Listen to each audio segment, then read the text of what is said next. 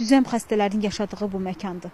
Bəli, biz həmin məkandayıq. O məkanda ki, buranın giriş qapısı var, çıxışı yoxdur. Bu bizim üçün yox, xəstələr üçün belədir. Çünki onlar ömürlərinin sonuna kimi burada yaşamağa məhkumdular.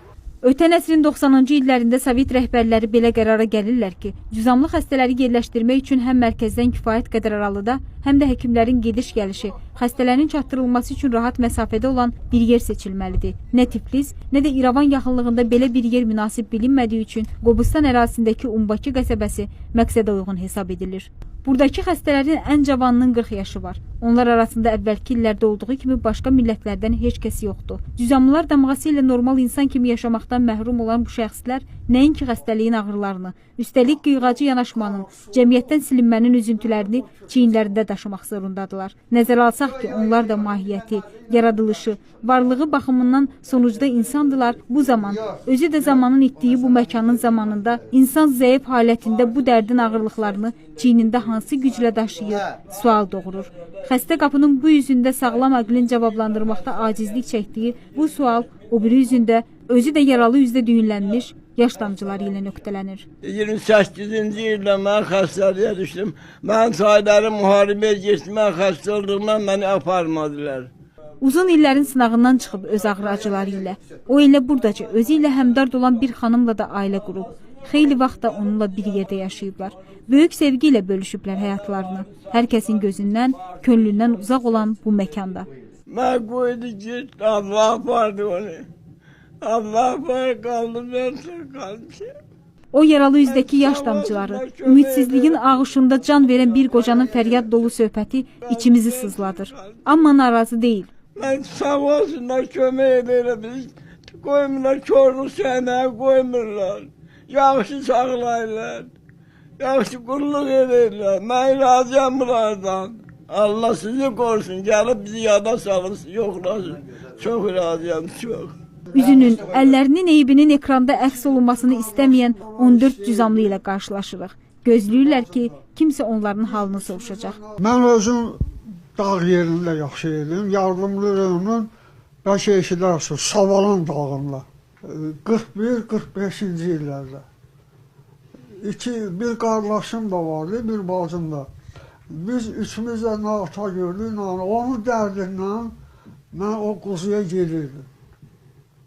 Özə əl yalın, baş açıq, qıç açıq, bir şalvarla bağışlayın, bəlkə 100 dənə yamaq vardı. Bax, o qar, soyuq məni o köşə saldı. Gözləri olduqca qorxunçdur. Əllərini cüzam bəlası ağuşuna alıb, yaralı barmaqlarını ehtiyatla tərpədir. Bizim o bölgə kənddən bir mən düşdüm bu xəstəlikə.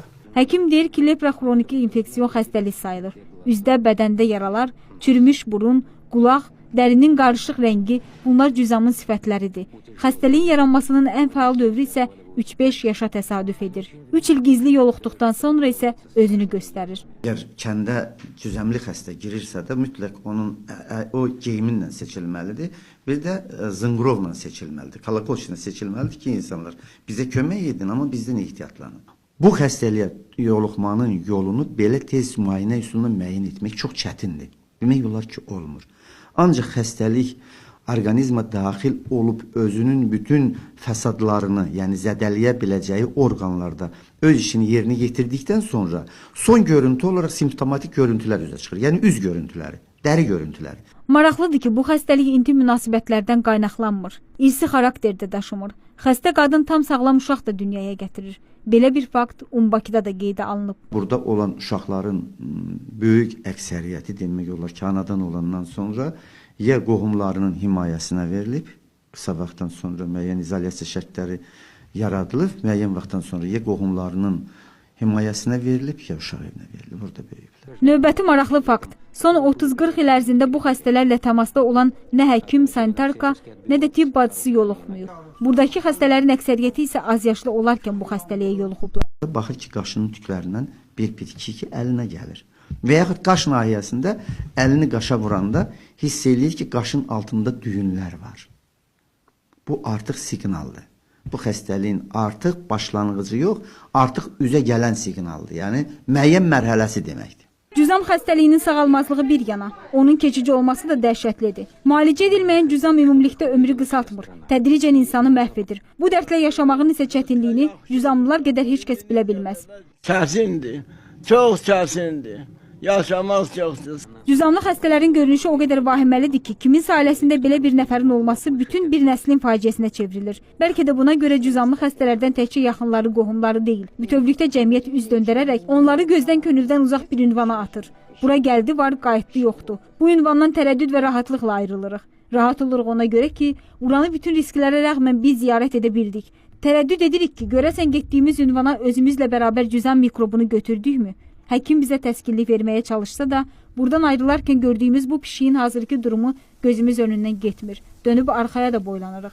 Cüzamlı xəstələr bu cəhənnəmə andıran məkanda nə vaxtsa əbədi susacaqlarını gözləyirlər. 2000-ci ildə xəstələrin sayı 103 nəfər olsa da, indi onlardan cəmi cümlətani 46-sı sağ qalıb. Doğmalarından səs çıxmadığı halda isə onlar burada qəsəbə qəbirstanlığının bir hissəsində onlar üçün ayrılmış kimsəsizlər məzarsanında dəfn edilirlər. Onların mürdəşilər və molaları da elə özlərindən olur.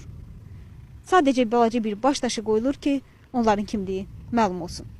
Pərvin İsmailova, Vüqar Məmmədov, Space.